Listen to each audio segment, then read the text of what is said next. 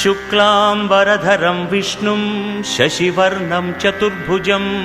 प्रसन्नवदनं ध्यायेत् सर्वविघ्नोपशान्तये। यस्य द्विरदवक्त्राद्याः पारिषद्याः परश्शतं विघ्नं निघ्नन्ति सततं विश्वक्सेनं तमाश्रये। व्यासं वसिष्ठनप्तारं शक्तेः पौत्रमकल्मषं पराशरात्मजं वन्दे शुकतातं तपोनिधिम्। व्यासाय विष्णुरूपाय व्यासरूपाय विष्णवे नमो वै ब्रह्मनिधये वासिष्ठाय नमो नमः। अविकाराय शुद्धाय नित्याय परमात्मने सदैकरूपरूपाय विष्णवे सर्वजिष्णवे। यस्य स्मरणमात्रेण जन्मसंसारबन्धनात् विमुच्यते नमस्तस्मै विष्णवे प्रभविष्णवे। ॐ नमो विष्णवे प्रभविष्णवे। श्रीवैशम्पायन उवाच श्रुत्वा धर्मानशेषेण पावनानि च सर्वशः युधिष्ठिरः शान्तनवं पुनरेव अभ्यभाषत। युधिष्ठिर उवाच किमेकं दैवतं लोके किं वाप्येकं परायणं स्तुवन्तः कं कमर्चन्तः प्राप्नुयुः मानवाः शुभम्। को धर्मः सर्वधर्माणां भवतः परमो मतः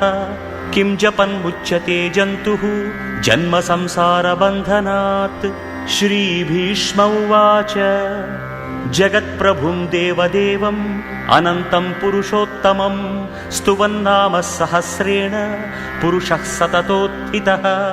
तमेव चार्चयन् नित्यं भक्त्या पुरुषमव्ययं ध्यायन् स्तुवन् नमस्यंश्च यजमानस्तमेव च। अनादिनिधनं विष्णुं सर्वलोकमहेश्वरं लोकाध्यक्षं स्तुवन् नित्यं सर्वदुःखातिगो भवेत्। ब्रह्मण्यं सर्वधर्मज्ञं लोकानां कीर्तिवर्धनं लोकनाथं महद्भूतं सर्वभूतभवोद्भवम्।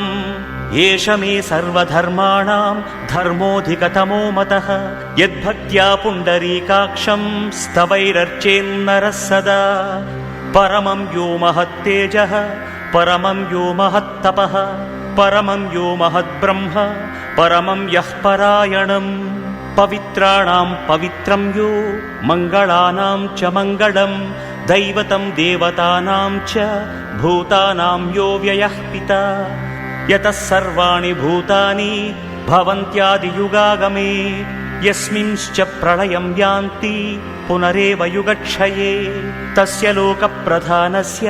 जगन्नाथस्य भूपते विष्णोर्नाम सहस्रं मे शृणु पापभयापहम्। यानि नामानि गौणानि विख्यातानि महात्मनः ऋषिभिः परिगीतानि तानि वक्ष्यामि भूतये।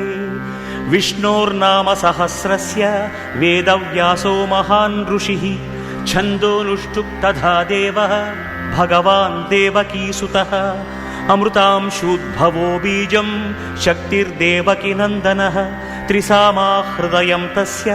शान्त्यर्थे विनियुज्यते। विष्णुं जिष्णुं महाविष्णुं प्रभविष्णुं महेश्वरम् अनेकरूपदैत्यान्तं नमामि पुरुषोत्तमम्। अस्य श्रीविष्णोर्दिव्यसहस्रनामस्तोत्रमहामन्त्रस्य श्रीवेदव्यासो भगवान् ऋषिः अनुष्टुप्छन्दः श्रीमहाविष्णुः परमात्मा श्रीमन्नारायणो देवता। अमृतांशूद्भवो भानुरिति बीजं देवकीनन्दनस्रष्टेति शक्तिः उद्भवक्षोभणो देव इति परमो मन्त्रः। शङ्खबृन्नन्दकी चक्रीति कीलकं शार्ङ्गधन्वा गदाधर इत्यस्त्रं रथाङ्गपाणिरक्षोभ्य इति नेत्रं त्रिसामा सामगः सामेति कवचम् आनन्दं परब्रह्मेति योनिः ऋतुः सुदर्शनः काल इति दिग्बन्धः श्रीविश्वरूप इति ध्यानं श्रीमहाविष्णुकैङ्कर्यरूपे श्रीसहस्रनामजपे विनियोगः। ध्यानं क्षीरोदन्वत्प्रदेशे शुचिमणिविलसत्सैकते मौक्तिकानां मालाक्लुप्तासनस्थः स्फटिकमणिनिभैर्मौक्तिकैर्मण्डिताङ्गः शुभ्रैरभ्रैरदभ्रैरुपरि विरचितैर्मुक्तपीयूषवर्षैः आनन्दीनः पुनीयादरिनलिनगदाशङ्खपाणिर्मुकुन्दः भूः पादौ यस्य नाभिर्वियदसुरनिलश्चन्द्रसूर्यौ च नेत्रे कर्णावाशाः शिरोद्यौर्मुखमपि दहनो यस्य वास्तेयमब्धिः अन्तस्थं यस्य विश्वं सुरनरखगो भोगि गन्धर्वदैत्यैः चित्रं रम्यते तं त्रिभुवनवपुषं विष्णुमीशं नमामि। ॐ नमो भगवते वासुदेवाय। शान्ताकारं भुजगशयनं पद्मनाभं सुरेशं विश्वाधारं गगनसदृशं मेघवर्णं शुभाङ्गं लक्ष्मीकान्तं कमलनयनं योगिहृद्ध्यानगम्यं वन्दे विष्णुं भवभयहरं सर्वलोकैकनाथम्। मेघश्यामं पीतकौशेयवासं श्रीवत्साङ्कं कौस्तुभोद्भासिताङ्गं पुण्योपेतं पुण्डरीकायताक्षं विष्णुं वन्दे सर्वलोकैकनाथम्। नमः समस्तभूतानाम् आदिभूताय भूभृते अनेकरूपरूपाय विष्णवे प्रभविष्णवे सशङ्खचक्रं सकिरीटकुण्डलं सपीतवस्त्रं सरसीरुहेक्षणं सहारवक्षस्थलशोभिकौस्तुभं नमामि विष्णुं शिरसा चतुर्भुजम्। छायायां पारिजातस्य हेमसिंहासनोपरि आसीनमम्बुदश्यामम् आयताक्षमलङ्कृतं चन्द्राननं चतुर्बाहुं श्रीवत्साङ्कितवक्षसं रुक्मिणी सत्यभामाभ्यां सहितं कृष्णमाश्रये। हरिः ॐ। विश्वं विष्णुर्वषट्कारो भूतभव्यभवत्प्रभुः भूतकृद्भूतभृद्भावो भूतात्मा भूतभावनः भूतात्मा परमात्मा च मुक्तानां परमागतिः अव्ययः पुरुषः साक्षी क्षेत्रज्ञोऽक्षर एव च योगो योगविदां नेता प्रधानपुरुषेश्वरः नारसिंहवपुः श्रीमान् केशवः पुरुषोत्तमः सर्वः शर्वशिवस्थाणुर्भूतादिर्निधिरव्ययः सम्भवो भावनो भर्ता प्रभवः प्रभुरीश्वरः स्वयंभूः शम्भुरादित्यः पुष्कराक्षो महास्वनः अनादिनिधनो धाता विधाता धातुरुत्तमः अप्रमेयो ऋषिकेशः पद्मनाभोऽमरप्रभुः विश्वकर्मा मनुस्त्वष्टा स्थविष्ठस्थविरो ध्रुवः अग्राह्यः शाश्वतः कृष्णो लोहिताक्षः प्रतर्दनः प्रभूतस्त्रिककुब्धाम पवित्रं मङ्गलं परम् ईशानः प्राणदः प्राणो ज्येष्ठः श्रेष्ठः प्रजापतिः हिरण्यगर्भो भूगर्भो माधवो मधुसूदनः ईश्वरो विक्रमी धन्वी मेधावी विक्रमक्रमः अनुत्तमो दुराधर्षः कृतज्ञः कृतिरात्मवान् सुरेशः शरणं शर्म विश्वरेताः प्रजाभवः अहः संवत्सरो व्याळप्रत्ययः सर्वदर्शनः अजः सर्वेश्वरः सिद्धः सिद्धिसर्वादिरच्युतः वृषाकपिरमेयात्मा सर्वयोगविनिःसृतः वसुर्वसुमनः सत्यः समात्मा संमितः समः अमोघः पुण्डरीकाक्षो वृषकर्मा वृषाकृतिः रुद्रो बहुशिरा बभ्रुर्विश्वयोनिःशुचिश्रवाः अमृतः शाश्वतस्थाणुर्वरारोहो महातपाः सर्वगः सर्वविद्भानुर्विश्वक्सेनो जनार्दनः वेदो वेदविदव्यङ्गो वेदाङ्गो वेदवित्कविः लोकाध्यक्षः सुराध्यक्षो धर्माध्यक्षकृताकृतः चतुरात्मा चतुर्व्यूहश्चतुर्दंष्ट्रश्चतुर्भुजः भ्राजिष्णुर्भोजनं भोक्ता सहिष्णुर्जगदादिजः अनघो विजयो जेता विश्वयोनिः पुनर्वसुः उपेन्द्रो वामनः प्रांशुरमोघः शुचिरूर्जितः अतीन्द्रः सङ्ग्रहः सर्गो धृतात्मा नियमो यमः वेद्यो वैद्यः सदा योगी वीरः माधवो मधुः अतीन्द्रियो महामायो महोत्साहो महाबलः महाबुद्धिर्महावीर्यो महाशक्तिर्महाद्युतिः अनिर्देश्य वपुः श्रीमान् अमेयात्मा महाद्रिधृत् महेश्वासो महीभर्ता श्रीनिवासः सताङ्गतिः अनिरुद्धः सुरानन्दो गोविन्दो गोविदाम्पतिः मरीचिर्दमनो हंसः सुपर्णो भुजगोत्तमः हिरण्यनाभः सुतपाः पद्मनाभः प्रजापतिः अमृत्युः सर्वदृक्सिंहः सन्धाता सन्धिमान् स्थिरः अजो दुर्मर्षणः शास्त्रा विश्रुतात्मा सुरारिः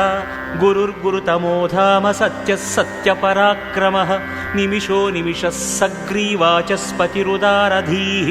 अग्रणीः ग्रामणीः श्रीमान् व्यायो नेता समीरणः सहस्रमूर्धा विश्वात्मा सहस्राक्षः सहस्रपात् आवर्तनो निवृत्तात्मा संवृतः सम्प्रमर्दनः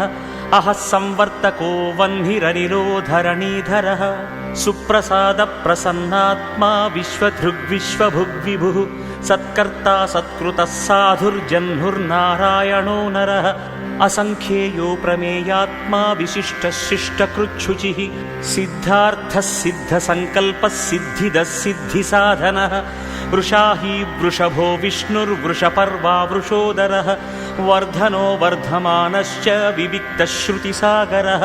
सुभुजो दुर्धरो वाग्मी महेन्द्रो वसुदो वसुः नैकरूपो बृहद्रूपः शिपिविष्टः प्रकाशनः ओजस्तेजोद्युतिधरः प्रकाशात्मा प्रतापनः रुद्धः षष्ठाक्षरो मन्त्रश्चन्द्रांशुर्भास्करद्युतिः अमृतांशूद्भवो भानुष्यशबिन्दुः सुरेश्वरः औषधं जगतः सेतुः सत्यधर्मपराक्रमः भूतभव्यभवन्नाथः पवनः पावनो नलः कामः कामकृत्कान्तः कामः कामप्रदः प्रभुः युगादिकृद्युगावर्तो नैकमायो महाशनः अदृश्यो व्यक्तरूपश्च सहस्रजिदनन्तजित् इष्टो विशिष्टः शिष्टेष्टः शिखण्डी नहुषो वृषः क्रोधः क्रोधकृत्कर्ता विश्वबाहुर्महीधरः अच्युतः प्रथितः प्राणः प्राणदो वासवानुजः अपां निधिरधिष्ठानमप्रमत्तः प्रतिष्ठितः स्कन्दस्कन्दधरो धुर्यो वरदो वायुवाहनः वासुदेवो बृहद्भानुरादिदेवः पुरन्दरः अशोकस्तारणस्तारः शूरः शौरिर्जनेश्वरः अनुकूलः शतावर्तः पद्मी पद्मनिभेक्षणः पद्मनाभोरविन्दाक्षः पद्मगर्भः शरीरभृत् महर्धिर्रुद्धो वृद्धात्मा महाक्षो गरुडध्वजः अतुलः शरभो भीमः समयज्ञो हविर्हरिः सर्वलक्षणलक्षण्यो लक्ष्मीवान् समितिञ्जयः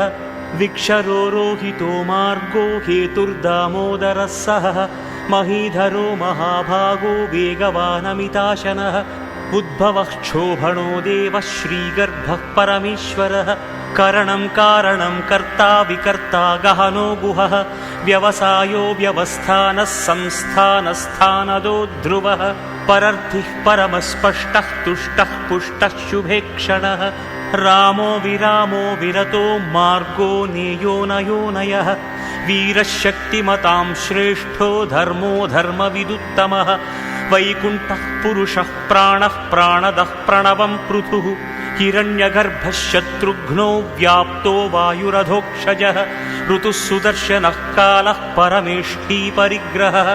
उग्रः संवत्सरो दक्षो विश्रामो विश्वदक्षिणः विस्तारस्थावरस्थाणुः प्रमाणं बीजमव्ययम् अर्थोऽनर्थो महाकोशो महाभोगो महाधनः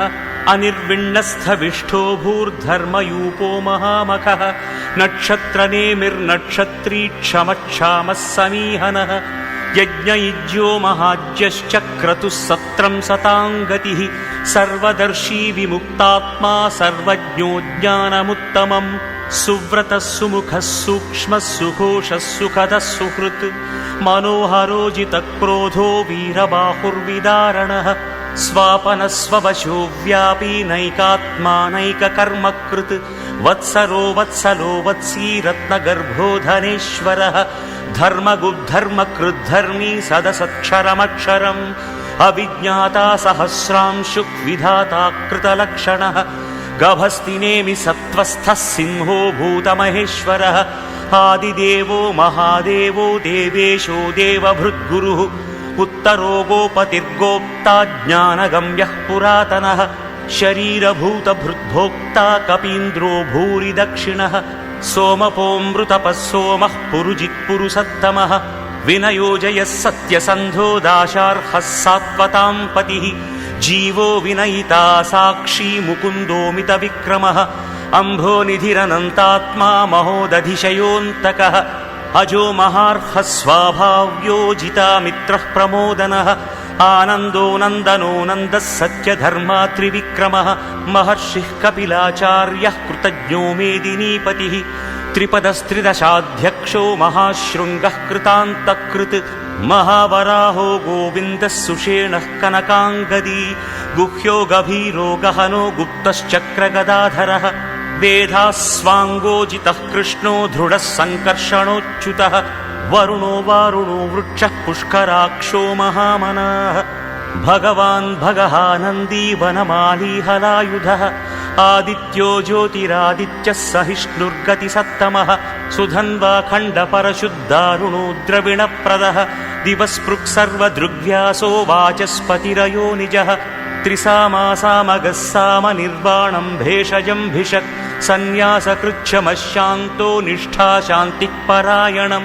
శుభాంగः శాంతిదः స్రష్టా కుముదः కువలేశయः గోహితో గోపతిర్గోప్తా వృషభాక్షో వృషప్రియः అనివర్తీ నివృత్తాత్మా సంక్షేప్తా క్షేమకృచ్ఛివः శ్రీవత్సవక్షా శ్రీవాసా శ్రీపతిः శ్రీమతాంబరः శ్రీదः శ్రీశः శ్రీనివాసः శ్రీనిధిः శ్రీవిభావనः శ్రీధరः శ్రీకరः శ్రేయः శ్రీమాన్ లోకత్రయాశ్రయः స్వక్షస్వంగశతానందో నందిజ్యోతిర్గణేశ్వరः విజితాత్మా విధేయాత్మా సత్కీర్తిశ్చిన్న సంశయः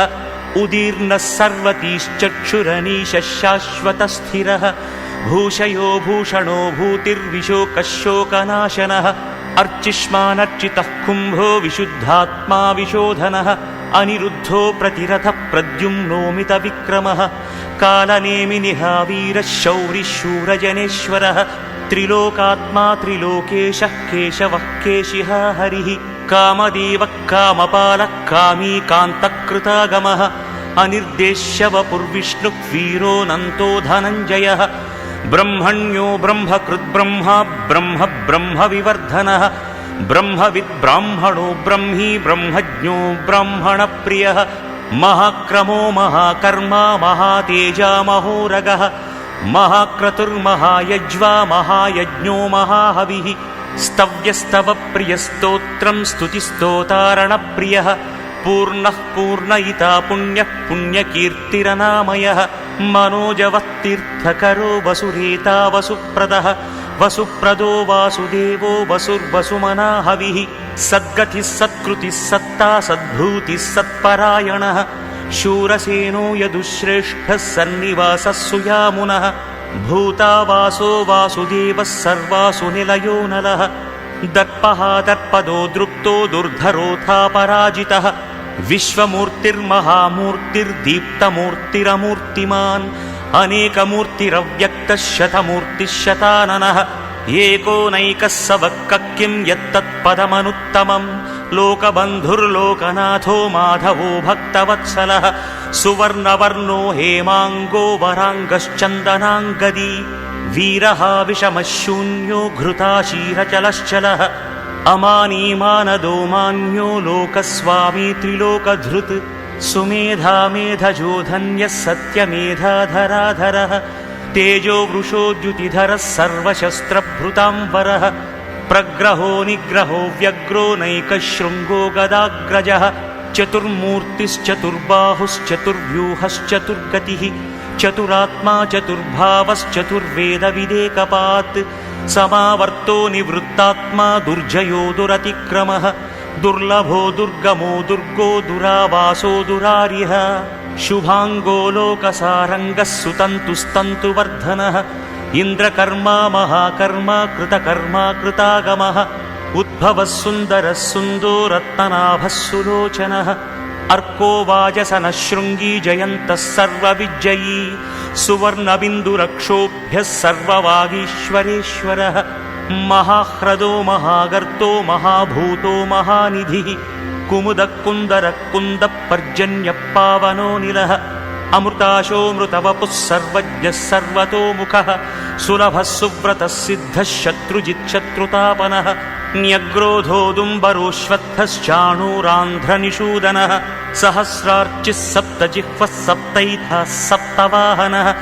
अमूर्तिरनघोचिन्त्यो भयकृद्भयनाशनः अणुर्बृहत्कृशस्थूलो गृणभृन्निर्गुणो महान् अधृतः सधृतः स्वास्थ्यः प्राग्वंशो वंशवर्धनः भारभृत्कथितो योगी योगीशः सर्वकामदः आश्रमश्रमणः क्षामः सुपर्णो वायुवाहनः धनुर्धरो धनुर्वेदो दण्डो दमयितादमः अपराजितः सर्वसहो नियन्ता नियमो यमः सत्त्ववान् सात्विकः सत्त्वः सत्यधर्मपरायणः अभिप्रायप्रियार्कोऽर्ह प्रियकृत्प्रीतिवर्धनः विहाय सगतिर्ज्योतिः सुरुचिः हुतभुग्विभुः रविर्विरोचनः सूर्यः सविता रविलोचनः अनन्तो हुतभुग्भोक्ता सुखदो नैकदोऽग्रजः अनिर्विण्णः सदामर्षी लोकाधिष्ठानमद्भुतः सनातनतमः कपिलः कपिरव्ययः स्वस्तिदः स्वस्तिकृत् स्वस्ति स्वस्ति भुक् स्वस्ति दक्षिणः अरौद्रकुण्डली चक्री विक्रम्यूर्जितशासनः शब्दातिगः शब्दसः शिशिरः शर्वरीकरः अक्रूरपेशलो दक्षो दक्षिणः क्षमिणाम्बरः विद्वत्तमो वीतभयः पुण्यश्रवणकीर्तनः उत्तारणो दुष्कृतिः पुण्यो दुःस्वप्ननाशनः वीरः रक्षणः सन्तो जीवनपर्यवस्थितः अनन्तरूपोऽनन्तश्रीर्जितमन्युर्भयापहः चतुरश्रो गभीरात्मा विदिशो व्यादिशो दिशः अनादिर्भूर्भुवो लक्ष्मीः सुवीरो रुचिराङ्गदः जननो जनजन्मादिर्भीमो भीमपराक्रमः आधारनिलयो धाता पुष्पहासप्रजागरः ऊर्ध्वगः सत्पथाचारप्राणदप्रणवप्पणः प्रमाणं प्राणनिलयप्राणभृत्प्राणजीवनः तत्त्वं तत्त्वविदेकात्मा जन्ममृत्युजरातिगः भूर्भुवः स्वस्थरुस्तारः सविता प्रपितामहः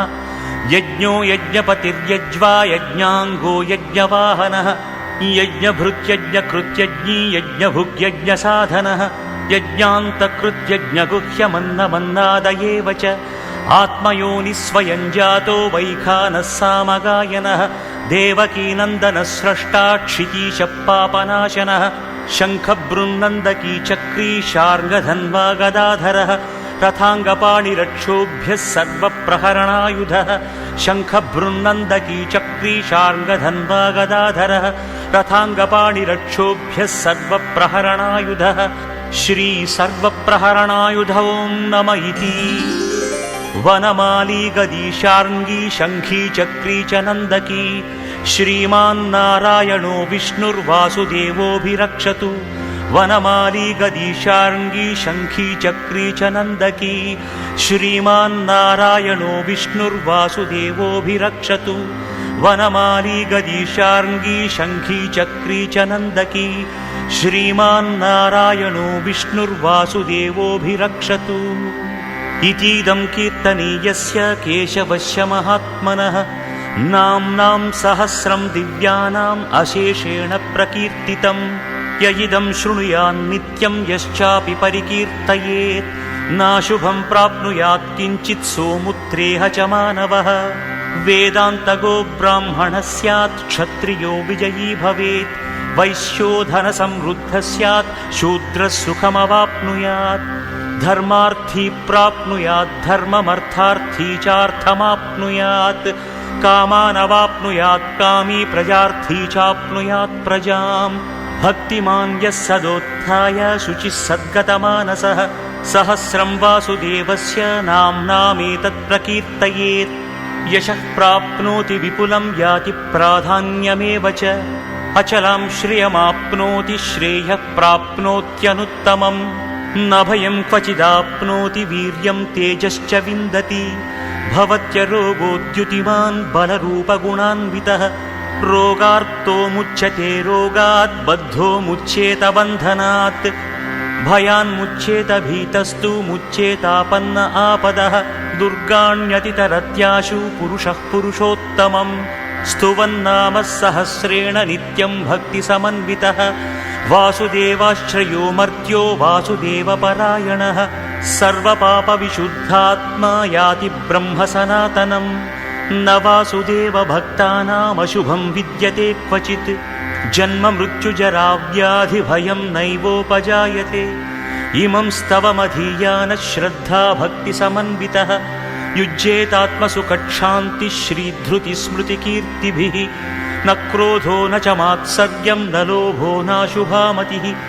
भवन्ति कृतपुण्यानां भक्तानां पुरुषोत्तमे द्यौः स चन्द्रार्कनक्षत्राखं दिशो भूर्महोदधिः वासुदेवस्य वीर्येण विधृतानि महात्मनः ससुरासुरगन्धर्वं स यच्छोरगराक्षसं जगद्वशे वर्ततेदं कृष्णस्य सचराचरम् इन्द्रियाणि मनोबुद्धिः सत्त्वं तेजो बलं धृतिः वासुदेवात्मकान्याहुः क्षेत्रं क्षेत्रज्ञ एव च सर्वागमानामाचारः प्रथमं परिकल्प्यते आचारप्रभवो धर्मो धर्मस्य प्रभुरच्युतः ऋषयः पितरो देवा महाभूतानि धातवः जङ्गमाजङ्गमं छेदं जगन्नारायणोद्भवम् योगो ज्ञानं तथा साङ्ख्यं विद्या शिल्पादिकर्म च वेदाः शास्त्राणि विज्ञानमेतत् सर्वं जनार्दनात् एको विष्णुर्महद्भूतं पृथग्भूतान्यनेकशः त्रीन् लोकान् व्याप्य भूतात्मा भुङ्क्ते विश्वभुगव्ययः इमं स्तवं भगवतो विष्णोर्व्यासेन कीर्तितं पठेद्य इच्छेत् पुरुषः श्रेयः प्राप्तुं सुखानि च विश्वेश्वरमजं देवं जगतः प्रभुमव्ययं भजन्ति ये पुष्कराक्षं न ते यान्ति पराभवम् न ते यान्ति पराभवम् ॐ नम इति अर्जुन उवाच पद्मपत्रविशालाक्ष पद्मनाभसुरोत्तम भक्तानामनुरक्तानां त्राता भव जनार्दन श्रीभगवान् उवाच यो मां नाम सहस्रेण स्तोतुमिच्छति पाण्डव सोऽहमेकेन श्लोकेन स्तुत एव न संशयः स्तुत एव न संशय ॐ नम इति व्यास उवाच वासनाद्वासुदेवस्य वासितं भुवनत्रयं सर्वभूतनिवासोऽसि वासुदेव नमोऽस्तु ते श्रीवासुदेव नमोऽस्तु तं नम इति पार्वत्युवाच केनोपायेन लघुना विष्णोर्नाम सहस्रकं पठ्यते पण्डितैर्नित्यं श्रोतुमिच्छाम्यहं प्रभो ईश्वर उवाच श्रीराम राम रामेति रमे रामे मनोरमे सहस्रनाम तत्तुल्यं रामनाम वरानने